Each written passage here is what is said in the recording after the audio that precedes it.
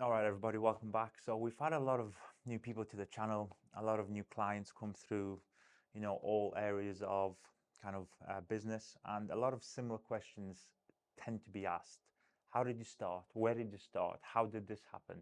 So I've decided to film quite a comprehensive about us, and in this kind of segment about me section, starting all the way from zero, all the way to the present day, hopefully answering some poignant questions, and a frequently asked question kind of guide is going to be given to you now. I'm going to title all the episodes appropriately as per the specific segment of life or business, so at least then it'll be easier for you to find. There'll be a dedicated playlist on the YouTube homepage under our channel, so if you want to watch from 1 to however many episodes end up being here, you can have a good reference point.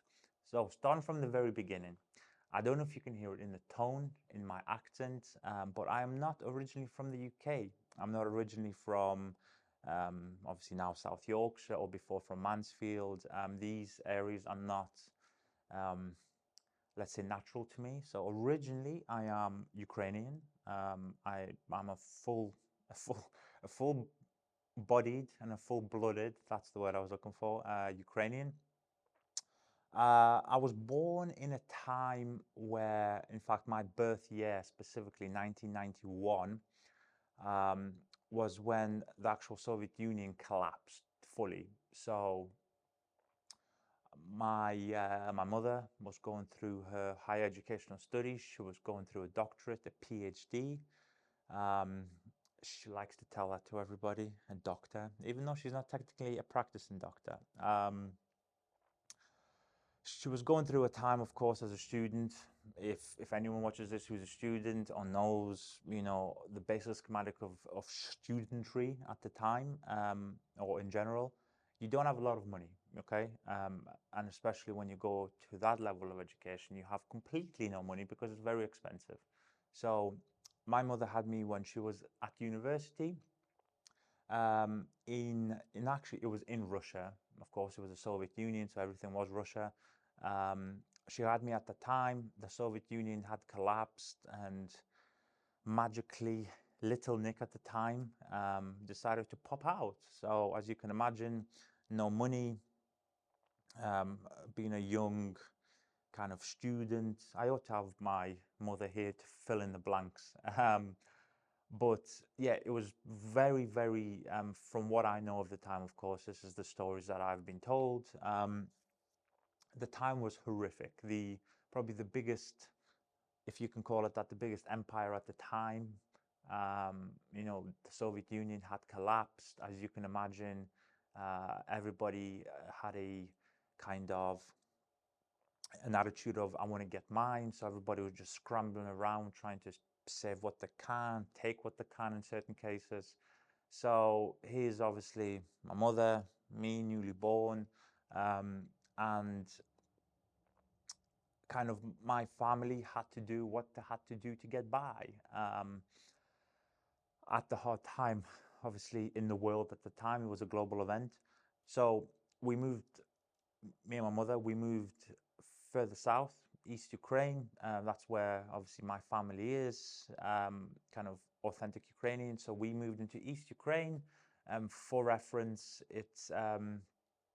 the town is called Energodar. If you don't know what that is, it's in the Zaporozhye region. If you watch the news right now, that name will probably sound quite familiar, but the actual town itself is Energodar. I'm saying it in the most Western way without kind of confusing people. But that little town, it's called a satellite town. That is the town that actually services the largest nuclear power plant in Europe, and this is why you hear it on the news right now. It is the most, unfortunately, for the people who speak to me, in person or on the phone. Unfortunately, I come from the most famous town for the wrong reasons. Is the best way to describe it. So we moved there. Next to I've got a really small family unit. I've got my grandmother and I've got my auntie. So my mother's mum and my mother's sister. We moved there, and my family kind of course, worked within the town. My mother was a news presenter, so a local town of what 75, 80,000 people. She was the kind of lead news presenter at the town, local news, all that type of stuff. She of course traveled all over the country and later all over Europe to do kind of broadcasting.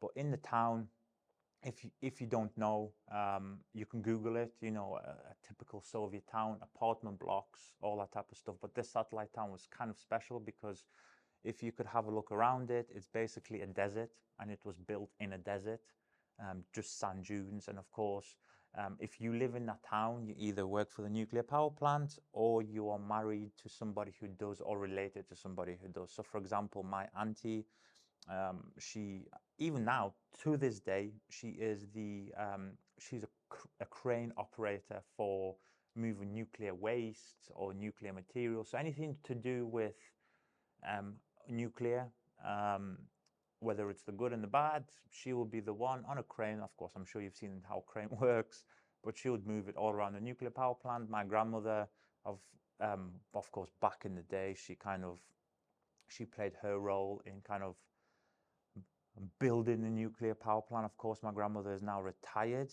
technically. And my mother was working for the local news kind of agency or kind of broadcasting service, and she was the kind of the head anchor. That's the word I was looking for. That would do your typical, morning news, evening news. Eventually, having to move to Kiev, which is the capital of Ukraine, and she would do some kind of more international news, all that type of stuff. So it all sounds well, but if you actually know, in Ukraine back then, now, same thing. The salary is actually really bad. So just to put it into perspective, if in my mum's position, it sounds, of course, fantastic. You would be earning the equivalent in UK money. So in pounds, she was on a monthly salary of around 200 to 250 pounds a month. Now, you'd think the exchange rate, of course, is better, but the cost of living over there is probably 75 cents to the pound. So it's not far off, as in almost 75% of the cost of living that you get in the UK is over there. So the salary to the cost of living is absolutely horrific. So we lived in a in fact, a one-bedroom, I'm sorry, a one-bedroom apartment, second floor. As I said, typical Soviet-style buildings. And my grandmother and my auntie would live just around the corner as well, in the same kind of apartment style. And my mother literally worked pretty much 7 days a week. So her normal job, Monday to Friday, news anchor, as I said, on the weekends. And I was involved in this as a child. I've got some memories of this. So my grandmother, my auntie, my mother, they would go to the local kind of kindergartens, and they would make kind of wall art out of kind of cement. Like imagine like a dolphin on a wall, and they would actually protrude it out, so deboss or emboss kind of shapes on the walls, painting walls, and we had to get by as a family. As I said, the situation for us, I'd say I was poor, really. That's not beat around the bush. And I think 99.9% of any normal Ukrainian in Ukraine right now or before, is living, a poor lifestyle. That is unfortunately how Eastern Europe is. And where we were in East Ukraine, of course, it's a lot more kind of, I would say, backward in technology. So we didn't have the access to kind of many things as a normal child kind of would. So as I mentioned about our home, we had, a one-bedroom apartment, one toilet, and a little kind of a balcony, if you could call it that. And my mum, of course, all her money, she would save, I don't know, 12, 18 months for a new kitchen, 12, 18 months for a new television. Back in the day, we had the real televisions that were about this deep. If you're from that era, you'll probably remember it. And yeah, it was quite tough. My mum, was on her hands and knees cleaning every day, because she believed, traditional mop wasn't enough. And, no shoes in the house. taking off all your clothes in that traditional kind of porch area, having special shoes for inside the house, or being kind of in your socks. And I believe that kind of early on in my life, that kind of where I got a few of my obsessive tendencies for keeping clean. I wouldn't say, I'm a clean freak even now, as in you've got to wash this apple 52 times before you can eat it. But from a very early age, I learned, and I believe this, when I speak to Kelly, I will sometimes drop a word, that's my heritage or something like that. Where if I ever do go into somebody's house, in the UK, it's um, quite a common thing. A lot of people say, "Oh, don't bother taking your shoes off, or just walk straight through." Whereas, the way I've been brought up, any house that you come into, shoes get taken off immediately, regardless if it's wet, dry, doesn't matter. That's just the culture of where I was from. And of course, as a child, looking back on it now in hindsight, as the famous kind of phrase goes, hindsight's a wonderful thing. And back then, you just look at things, and you don't realize how much you are actually absorbing of your environment. This is why your environment at that age is very important. So I witnessed, a woman kind of living pound to pound every month for many, many years, who, would come back and have to entertain me, hands and knees, scrubbing everywhere, old school. And I absorbed all this. And I think where some of my work ethic kind of now in my life, um, I learned from very early on that you may not be the most talented, the best looking, the tallest, the thinnest, whatever it may be. You may not be the best in the field, but you can always overcome any situation if you just show up. I think if you show up enough days and enough months and enough years eventually, that I think work ethic will eventually beat talent every single time. So I learned that from my mum, working super hard, 7 days a week. Maybe why I work 7 days a week. I don't really have to, but I want to, because I don't feel complete. I never will feel complete. And that's, I think, I got that from kind of my mum, and obviously all the other women around me, which was my grandmother and my auntie. So the good thing about reminiscing about my early childhood before I move on to the next stage of the life is part of my mum's job, working technically for the nuclear power plant. Everything in that town is owned by the nuclear power plant. And as I said about kind of poverty and living on the breadline, my mum got an opportunity because of her journalist pass, and it was paid for actually by the nuclear power plant.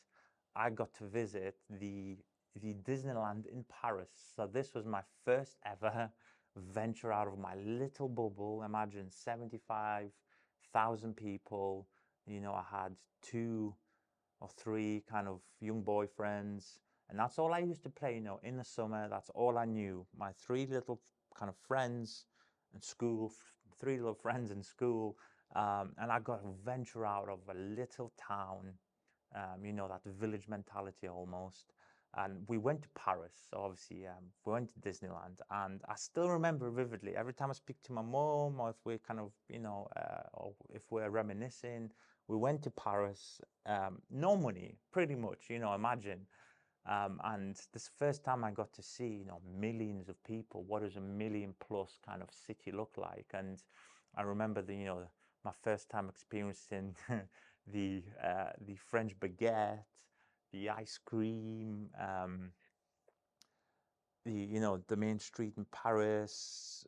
It was amazing. Obviously, went to Disneyland. I remember everything. I remember the first time being on a metro in Paris, seeing somebody's bag get nicked. The whole 9 yards. For some reason, that kind of part of my life is etched quite deeply into my kind of subconscious. So I remember everything. So we went to Paris. I was the first child in my little town to go abroad anywhere, never mind Disneyland, sorry. And as a child, probably, I think that's your World Cup. You want to go to Disneyland. Of course, there's two Disneylands, and you've got one in Florida and one in Paris. But to us, I landed the World Cup final. I went on all the rides. I ate all the French baguettes, and kind of, I would say that was quite a poignant time in my life. My mum has already been abroad with work, of course, but for me, I got to see maybe how the wealthier people live. And to me, anybody, anybody who owns a car was, ultra wealthy, kind of net worth individual, because from where we are, we have the old larders. If you remember, to Google it, a larder car. It's actually it's quite a famous car, not for anything outstanding in performance terms, but it's just everybody knows, a Soviet larder. So obviously those cars are a dime a dozen on every street corner from where I was from, but for the first time I got to see Mercedes and BMW and all these kind of cars which were classed in Eastern Europe in general. Now, the big three German manufacturers, especially Mercedes, is classed as that kind of the holy grail of kind of manufacturers. And I don't know if it's a stereotype from movies or kind of anything else, but to have a Mercedes, it means you kind of are somebody. And in the late 90s, um, they weren't kind of as widely available, and I got to see them pretty much everywhere in Paris. So I think that kind of was my first taste of kind of how the European and the other side of the world kind of lived. And of course, coming back to kind of my town history, coming back from somewhere like Disneyland, to me, I didn't realize what I had witnessed at the time. As a child, you come back and the first thing you do is tell your friends, "Oh, I've been to Disneyland," But looking back on it now, I think it was, for me anyway, it was a life kind of altering experience, for, of course, the reasons I've already mentioned. So kind of coming back and looking now back all those years, kind of the qualities subconsciously that I must have picked up from kind of my mum. When my mum wasn't there, I of course picked up my second mum, as I call her, so my grandmother, who's still in Ukraine. That's a different topic. So I picked up qualities from kind of two different generations. My mother, I would say, who was the new school at the time. You know, traveled away to go and do her university courses. Of course, got a job that allowed her to travel and interview some kind of interesting people. And when she was away, my grandmother then would take over and look after me. And of course, my grandmother, being born kind of, in the Second World War period, um, she had a different outlook on life. Of course, she's a complete Soviet woman, let's call it. So she's seen the rise and fall of the USSR. So she has her different mentality. So, for example, about saving and being scrupulous and like never waste anything. Everything has to be used. So if you would look inside the room or in this room is no waste, as in you would literally take everything back to the bare brick and you would use it, because back in the day, that's what you had to do. We didn't have a just-in-time kind of like delivery system as we do now. When you go to your local supermarket, pretty much everything's in stock. So I kind of had two conflicting bringing up kind of ideas from two different women from two different eras. But the one thing that I would say rubbed off for me a lot, as I've already said, is showing up was probably the most important thing, because Eastern Europe, I think, is one of those places that is, notorious with kind of corruption and not fair play. So certain people would obviously or win over you, not on merit, not on qualities, just because, of course, your parents or your colleague may know somebody who knows somebody. So we didn't have that luxury in life. So the way we overcame and survived was showing up. If you need to work 9 days a week, theoretically, then you have to go and work 9 days a week. If you have to work triple shifts, you work triple shifts. So I saw um, what hard work can achieve. It didn't kind of achieve as much as it would now, the modern time, and, in the Western world. But when we couldn't afford babysitters, and my mum and grandmother had to go and work together, as I said, doing like paintings and stuff like that, I would actually come along. And, I hear stories all the time, I'd be there, you know, taking your kids to work, and I would see, kind of three adults, including my auntie, um, grafting unbelievably hard for pennies per hour. Um, and I think that is probably the biggest quality that I took leading up to my early teenage years, um, before I moved into the UK, that hard work beats talent every time. So I think that's why now me, Kelly, we work 24/7, trying to build something, um, trying to build everything from the start. You take something from zero, and you may not have all the other qualities that, or kind of traits or perks that other people may have next to you, but we overcome those perks by kind of smashing through that proverbial wall with just hard work, tears, and a little bit of blood sometimes.